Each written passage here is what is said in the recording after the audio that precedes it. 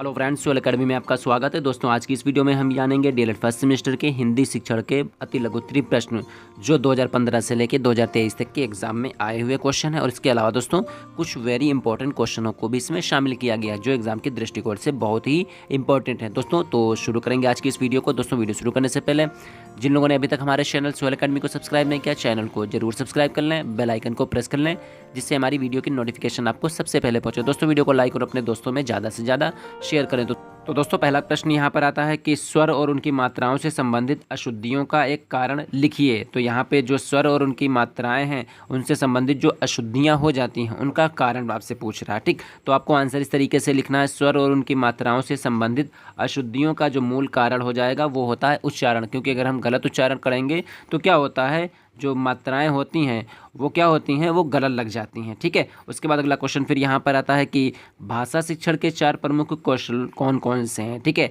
भाषा शिक्षण के 4 प्रमुख कौशल यहाँ पर पूछ रहा है। ठीक है, तो यहाँ पर पहला आ जाता है उच्चारण, दूसरा हो जाता है वाचन, तीसरा हो जाता है श्रवण और चौथा हो जाता है अभिव्यक्ति। ठीक, उसके बाद अगला क्वेश्चन फिर यहाँ पर आता है कि हिंदी भाषा के कौशलों के नाम लिखिए। तो देखिए, हिंदी भाषा कौशल के नाम कौन कौन से हो जाएंगे, सुनना हो जाएगा, बोलना हो जाएगा, पढ़ना हो जाएगा और लिखना हो जाएगा। ठीक है, पहले सुनना हो जाएगा, फिर उसको हो जाएगा बोलना, फिर पढ़ना, फिर उसके बाद लिखना। यहाँ पे ये 4 प्रमुख कौशल हैं, याद कर लीजिएगा, वेरी इंपॉर्टेंट क्वेश्चन है। ठीक है, उसके बाद अगला क्वेश्चन फिर यहाँ पर आता है वेरी इंपॉर्टेंट कि अक्षर समूह का दूसरा नाम बताइए। तो अक्षर समूह का दूसरा नाम होता है वर्णमाला, और हिंदी वर्णमाला से आ से क्या तक है, ज्ञा तक है यहाँ पे। ठीक है, अगला क्वेश्चन यहाँ पर आता है कि ग्रंथ के बचे हुए अंश जो अंत में जोड़े जाते हैं वाक्यांश के लिए एक शब्द लिखिए। यानी यहाँ पर आपसे पूछ रहे हैं कि ग्रंथ के बचे हुए अंश जो अंत में जोड़े जाते हैं वाक्यांश के लिए एक शब्द क्या हो जाएगा, ये हो जाएगा सूक्ति यहाँ पे। ठीक है, अगला क्वेश्चन फिर यहाँ पर आता है कि उच्चारण करते समय कौन कौन से अंगों का उपयोग किया जाता है। यानी जब हम किसी चीज़ का उच्चारण करते हैं तो क्या होता है, किन किन अंगों का यूज़ किया जा रहा है, ये पूछा जा रहा है। ठीक, आंसर आपको इस तरीके से लिखना है कि उच्चारण करते समय नाक, होंठ, जीह्वा, दांत, गला, श्वास नलियाँ, तालू और फेफड़ों का उपयोग होता है। देखिए, जब हम किसी चीज़ का उच्चारण करते हैं, आप हिंदी उच्चारण आ से ज्ञा तक आप जब करेंगे तो उसमें क्या होगा, उसमें उच्चारण करते समय नाक हो जाएगी, होंठ हो जाएगा, जीह्वा हो जाएगी, दांत हो जाएगा, गला हो जाएगा, श्वास यानी सांस हो जाएगी, श्वास की नलियाँ जो होती हैं, ठीक है, तालू और फेफड़े का उपयोग किया जाता है। स्वरों के उच्चारण के समय मुख का रूप बदलता रहता है। आप आ, बड़ा, छोटी, छोटा, ओ, का, खा, आप पढ़िए यहाँ से तो क्या होगा, उच्चारण जब आप करेंगे तो क्या होगा, मुख का जो रूप होगा आप बदलेगा। ठीक, आप उच्चारण एक बार आराम से करके देखिए और ध्यान दीजिए सारा कि उच्चारण करते समय जो मुख होता है उसका रूप किस तरीके से बदल रहा है। ठीक है, तो व्यंजन के उच्चारण के समय जीभ, दांत, ओंठ व तालू का उपयोग होता है। ध्वनियों को प्रभाव उत्पादक बनाने के लिए कंपन यंत्रों का उपयोग किया जाता है। ठीक है, तो देखिए किस तरीके से उच्चारण करते समय यूज़ किया जा रहा है। अगला क्वेश्चन यहाँ पर आता है ध्वनियों के गुण लिखिए। तो ध्वनियों के गुण निम्नलिखित हैं। सबसे पहले आती है मात्रा। सार्थक ध्वनि के उच्चारण में जो समय का परिणाम लगता है उसी को मात्रा ध्वनि कहते हैं। सबसे कम समय में उच्चारित ध्वनि की मात्रा एक हो उसे ह्रस्व कहते हैं। ठीक है, तो उसमें जैसे क्या होता है, छोटा, छोटी ई और छोटा ओ आ जाता है। ठीक, ये मात्राएं होती हैं, इसमें क्या होता है, सबसे कम समय में उच्चारित ये होते हैं। ठीक है, तो इसमें क्या होता है, एक मात्रा लगती है। ठीक है, इसमें हो जाएगा छोटा, छोटी ई और छोटा ओ। उसके बाद यहाँ पर आता है कि सुर, जिसको लय कहते हैं, व्यक्ति के भाव के अनुसार उतार चढ़ाव में बोलने को सुर कहते हैं। बालाघात यहाँ पे किसी शब्द के उच्चारण में जब किसी दूसरे अक्षर पर बल डाला जाता है उसे बालाघात कहते हैं। विराम यहाँ पर देखते हैं क्या होता है कि बोलते समय एक ध्वनि के बाद दूसरी ध्वनि का उच्चारण आने पर थोड़ा ठहराव होता है, ये अल्प ठहराव ही विराम कहलाता है। ठीक है, उसके बाद अगला क्वेश्चन फिर यहाँ पर आता है कि व्यंजन क्या है। ठीक, तो व्यंजन क्या है, तो व्यंजन उन वर्णों को कहते हैं जिनका उच्चारण स्वरों की सहायता से होता है। प्रत्येक व्यंजन में इनकी ध्वनि छिपी होती है क्योंकि इनके अभाव में उस वर्ण का उच्चारण संभव ही नहीं है। इनकी संख्या कितनी है, 33 है। याद रखिएगा, व्यंजनों की जो संख्या हो जाएगी वो हो जाएगी 33। अगला क्वेश्चन यहाँ पर फिर आता है कि संयुक्त व्यंजन किसे कहते हैं। तो दो दो व्यंजनों के मेल से बने हुए शब्दों को संयुक्त व्यंजन कहा जाता है। यानी जो दो व्यंजनों के मेल से बनते हैं, एक नहीं दो व्यंजनों के मेल से, दोनों को आपस में मिला दिया जाता है। ठीक है, तो उनको क्या कहते हैं, उनको कहेंगे संयुक्त व्यंजन यहाँ पे। ठीक, संयुक्त इसलिए कहते हैं क्योंकि दोनों आपस में मिल रहे हैं यहाँ पे। ठीक है, संयुक्त व्यंजन ये हो जाएंगे आपस में, दोनों व्यंजनों का क्या हो जाएगा मेल आपस में। ठीक, जैसे यहाँ पे छ है यहाँ पे। ठीक है, जो ये छ व्यंजन है ये किसके मेल से बना है। ठीक, तो यहाँ पे का और शा जो है इन दोनों के मेल से एक नया शब्द बना है छ। ठीक, ये संयुक्त व्यंजन है यहाँ पे। फिर ज और इया से बना है यहाँ पे ज्ञा बना है आपका। ठीक है, ता और रा से आपका बना है त्रा यहाँ पे। ठीक, एक और आता है श्रमिक वाला सा, तो ये शा और रा से ये मिलके बनता है। ठीक है, तो ये हो जाते हैं संयुक्त स्वर, हो जाते हैं आपके 4। ध्यान रखिएगा, छ त्र ज्ञा और हो जाएगा ये श्रमिक वाला श्रा, ये हो जाता है संयुक्त व्यंजन। ठीक, तो ध्यान रखिएगा संयुक्त व्यंजनों की संख्या होती है 4। तो अगला क्वेश्चन यहाँ पर आता है कि वर्णों का क्रमशः उच्चारण स्थान लिखिए, यानी वर्ण जो होते हैं उनका उच्चारण स्थान आपसे पूछ रहा है। तो स्थान के आधार पर हिंदी और संस्कृत में स्वरों के वर्गीकरण में कोई अंतर नहीं है, इन्हें 8 भागों में विभाजित किया गया। ठीक, सबसे पहले यहाँ पर आता है कंठ, फिर उसके बाद तालव्य, उसके बाद मूर्धन्य, उसके बाद दंत्य, उसके बाद ओष्ठ और उसके बाद आता है कंठ तालव्य। ठीक, उसके बाद आता है कंठोष्ठ, उसके बाद आता है नासिक यहाँ पे। ठीक है, तो थोड़ा सा इसको समझ लेते हैं हम लोग यहाँ से। जैसे यहाँ पे आ गया कंठ है तो आ विसर्ग यहाँ पर होता है, तालव्य में ई विसर्ग आ जाएगा, मूर्धन्य में आ जाएगा ऋण विसर्ग, दंत में आ जाता है ला विसर्ग, ओष्ठ्य में आ जाता है उ विसर्ग, कंठ और तालव्य में आ जाता है ए और अय हो जाता है, कंठोस्थ में हो जाता है ओ और औ। ध्यान रखिएगा, नासिक में आ जाता है ऊ ई और ऊ हो जाता है। ठीक है, तो ध्यान रखिएगा दोस्तों इन टैली को यहाँ पे। ठीक है, उसके बाद अगला क्वेश्चन यहाँ पर फिर आता है कि सस्वर वाचन की विशेषताएं लिखिए। अथवा में इस तरीके से आपसे क्वेश्चन पूछा जा सकता है कि सस्वर वाचन के 2 गुण यहाँ पे लिखिए। ठीक, ध्यान रखिएगा दोनों क्वेश्चन एक ही हैं, सस्वर वाचन की विशेषताएं या फिर सस्वर वाचन के गुण। तो देखते हैं यहाँ पे सस्वर वाचन के गुण यहाँ पर कौन कौन से होते हैं।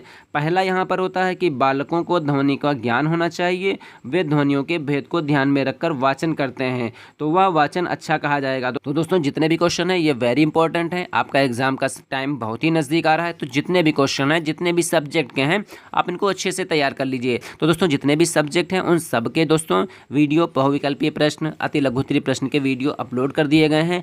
आप लोग आराम से एक एक करके सभी वीडियो को देख लीजिए, सारे के सारे जो वीडियो बनाएंगे उनमें जो भी पॉइंट है वे वेरी वेरी इंपॉर्टेंट है दोस्तों। ठीक है, उसके बाद अगला यहाँ पर आ रहा है कि उच्चारण शुद्ध करके पढ़ना चाहिए। वाचन का सबसे बड़ा दोष ही है अशुद्ध वाचन। ठीक है, यानी अशुद्ध वाचन होगा तो क्या होगा, लिखेंगे भी गलत, जब लिखेंगे तो क्या होगा, जब उच्चारण हम कर रहे हैं गलत तो क्या होगा, लिखेंगे भी तो उसको गलत। अगला फिर यहाँ पर आता है शुद्धता से वाचन करना चाहिए और बिना किसी अवरोध और हिचक के शीघ्रता से वाचन करना चाहिए। ठीक है, तो ये वाचन से क्या हो गए, वाचन के ये गुण हो जाते हैं। ठीक है, अगला क्वेश्चन यहाँ पर आता है कि अनुनासिक स्वर क्या हैं। तो जब मुख द्वार बंद करके खोला जाता है, देखिए मुख क्या है, मुख द्वार यानी मुंह जो होता है उसको बंद करके खोला जाता है, किंतु साथ ही नासिका विवर भी खुला रहता है, यानी नाक का जो पार्ट होता है वो भी खुला रहता है। इससे जो स्वर निकलते हैं वे अनुनासिक स्वर होते हैं, जैसे या हो गया, या हो गया, णा हो गया, ना हो गया और मा हो गया। आप इनका उच्चारण करिए तो क्या होगा, मुख द्वार बंद करके तो खुलेगा ही खुलेगा, उसके साथ साथ नासिका विवर भी क्या होता है वो खुलता है। आप ध्यान दीजिए, मुंह को भी ध्यान दीजिए और नाक पे ध्यान दीजिए, तो लगेगा कि नाक आपकी खुल के बाहर वैसे उसकी हवा निकल रही है। ठीक है, ध्यान दीजिएगा, इनका उच्चारण करिएगा। ठीक है, उसके बाद दोस्तों अगला क्वेश्चन फिर यहाँ पर आता है, वेरी इंपॉर्टेंट क्वेश्चन है कि सा, शा, सा और हा किस प्रकार के व्यंजन हैं। तो ये जो व्यंजन है यानी उक्त व्यंजन यानी जो शा, सा और हा हैं ये ऊष्म संघर्षी व्यंजन है। याद रखिएगा ऊष्म संघर्षी व्यंजन है 4 आपके। ठीक है, जिन वर्णों के उच्चारण में हवा मुख से रगड़ खाती हुई धीरे धीरे बाहर निकलती है उन्हें ऊष्म संघर्षी कहते हैं। जैसे आप शा को पढ़िए, सा को पढ़िए, सा और हा को पढ़िए, तो देखिए क्या होगा, उच्चारण करेंगे आप तो हवा मुंह से रगड़ खाती हुई धीरे धीरे कहाँ निकल रही, बाहर निकल रही है। आप इनका उच्चारण करिए, शा का उच्चारण करिए, सा का उच्चारण करिए, सा का उच्चारण करिए और हा का उच्चारण करिए। उच्चारण करके आप देखिए तो ये क्या हो जाएंगे, ये जो चारों वर्ण हो जाएंगे। ठीक है, तो ये क्या हो जाएंगे, चारों वर्ण जो हैं ये हो जाएंगे ऊष्म संघर्षी यहाँ पे। ठीक, उसके बाद अगला क्वेश्चन फिर यहाँ पर आता है कि उत्क्षिप्त किसे कहते हैं। तो इनके जीभ की नोक उलटकर तालू को कुछ देर तक छूकर मुख द्वार को झटके से खोलते हैं, जैसे ड और डा। तो देखिए जुबान क्या हो जाएगी, जीभ यानी जुबान क्या हो जाएगी, नोक उलटकर तालू को कुछ देर तक छूकर मुख द्वार को झटके से खोल डा। तो ये गोल हो जाएगी जुबान इस तरीके से, ठीक है। उसके बाद क्या होगा, फटाक से ये खुल जाएगी यहाँ पे डा और डा। देखिए आप उच्चारण करके देखिए तो ये उच्छिप्त व्यंजन हो जाएंगे। वर्णों का सबसे बढ़िया यही रहेगा, जितने भी हैं वर्ण हैं यहाँ पे आप इनका उच्चारण करिए। तो जब उच्चारण कर लेंगे तो जो थोड़ा सा और समझ जाएंगे आप लोग, है ना। उसके बाद अगला क्वेश्चन फिर यहाँ पर आता है कि प्राश्विक वर्ण का उदाहरण दीजिए। तो इनके मुख द्वार बीच में बंद हो जाता है और हवा दोनों ओर से निकल जाती है, जैसे ला।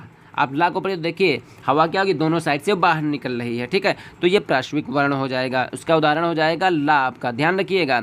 और इनके मुख द्वार बीच में बंद हो जाते हैं और हवा दोनों ओर से बाहर निकल जाती है। अगला क्वेश्चन फिर यहाँ पर आता है कि लोठित और लुंठित, ठीक है, यानी लोठित तथा लुंठित किसे कहते हैं। तो इनमें मुख द्वार जीभ की नोक से शीघ्र ही बंद हो जाता है और 2-3 बार खुलता रहता है, जैसे रा। आप रा को करिए तो देखिए जुबान में क्या कंपन होगा यहाँ पे, ठीक है। तो ये जो जीभ है इसकी नोक पर शीघ्र ही बंद हो जाता है और 2-3 बार खुलता है। आप रा का उच्चारण करिए, ठीक है। तो आप उच्चारण करेंगे आपको अच्छे से ये सब समझ में आ जाएंगे, ठीक। उसके बाद अगला क्वेश्चन फिर यहाँ पर आता है कि ह्रस्व स्वर किसे कहते हैं। इंपॉर्टेंट क्वेश्चन है दोस्तों ये।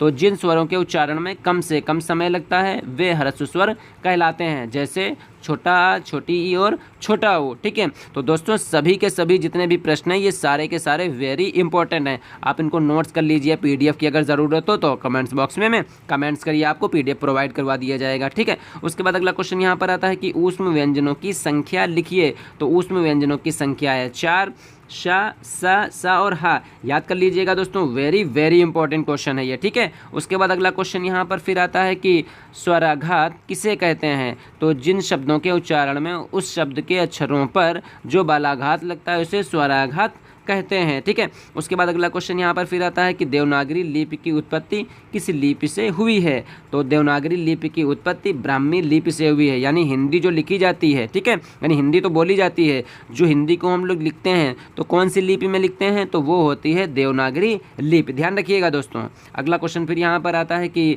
देवनागरी लिपि क्या है। तो देवनागरी लिपि हिंदी भाषा की एक लिपि है। इसका अर्थ होता है देवताओं की भाषा या देवताओं की लिपि। इसे अधिकांश हिंदू धार्मिक ग्रंथों के लेखन में प्रयोग किया जाता है। देवनागरी लिपि को लोकनागरी लिपि भी कहा जाता है। दोस्तों याद कर लीजिएगा, वेरी वेरी इंपॉर्टेंट क्वेश्चन है, ठीक है। उसके बाद दोस्तों अगला क्वेश्चन वेरी इंपॉर्टेंट यहाँ पर आ रहा है कि देवनागरी लिपि की प्रमुख विशेषताएं लिखिए। तो ये लिपि स्पष्ट और सुंदर है। हमारे देश का मूल साहित्य और संस्कृति इसी लिपि में सुरक्षित है यहाँ पे, ठीक है। उसके बाद अगला क्वेश्चन फिर यहाँ पर आता है कि देवनागरी लिपि का महत्व क्या है यहाँ पे। तो देवनागरी लिपि आज संसार की सर्वाधिक वैज्ञानिक लिपि मानी जाती है। इसमें संसार की लगभग सभी भाषाओं की ध्वनियों को उच्चारित कर सकने की शक्ति और क्षमता होती है, ठीक है। तो ये हो गया देवनागरी लिपि का महत्व, ठीक है। तो दोस्तों आज की इस वीडियो में हम लोगों ने डीएलएड फर्स्ट सेमेस्टर के हिंदी विषय के वेरी इंपॉर्टेंट अति लघुत्तरीय प्रश्नों को कवर किया। उम्मीद करते हैं दोस्तों यहाँ से जो भी बताए गए पॉइंट है वो आपको अच्छी तरीके से समझ में आ गए होंगे। दोस्तों जिन लोगों ने अभी तक हमारे चैनल स्वेल अकेडमी को सब्सक्राइब नहीं किया, चैनल को जरूर सब्सक्राइब कर लें, बेल आइकन को प्रेस कर लें, जिससे हमारी वीडियो की नोटिफिकेशन आपको सबसे पहले पहुँचे। दोस्तों वीडियो को लाइक और अपने दोस्तों में ज़्यादा से ज़्यादा शेयर करें। तो दोस्तों मिलते हैं बहुत ही जल्द नेक्स्ट वीडियो में। तब तक के लिए दोस्तों अपना ख्याल रखिए और अपनी स्टडी को कंटिन्यू जारी रखिए।